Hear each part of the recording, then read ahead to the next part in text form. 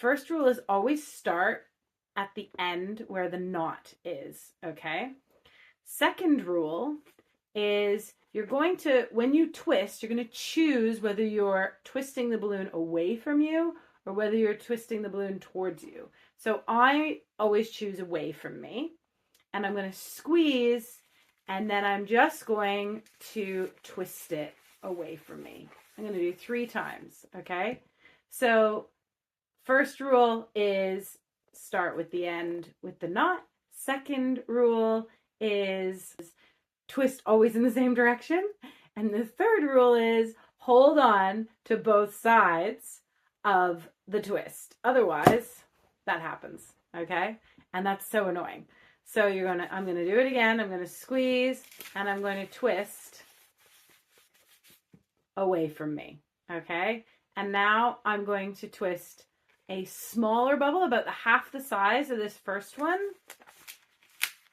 And I'm going to twist away from me.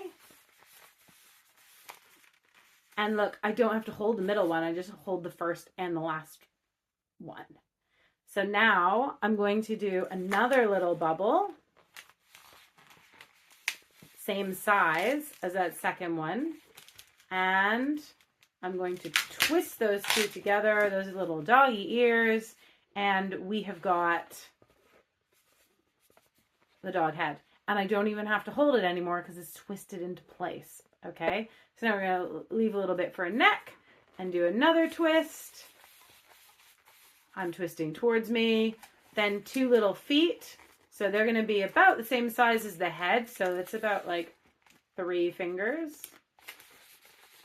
And then the same size again. And then twist them just like you did the ears. So when you twist them into place, it holds it all into place. And now I'm going to leave a little bit for a body. That's probably about 4 fingers.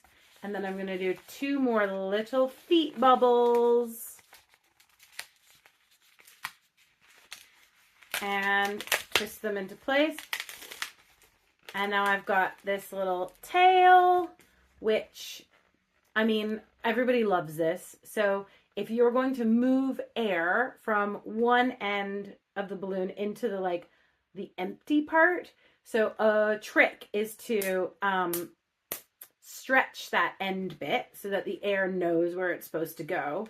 And another way is making like a little twist so that the air is trapped and has no choice but to go there. And then you squeeze it, and it goes there. Oh, and then it escaped. So if it escapes, when you get there, you want to really make sure it knows where it lives now. The air lives there. The air lives there. All right, I've just taught you how to make a balloon dog. If you already knew how to do that, great. Thanks for watching.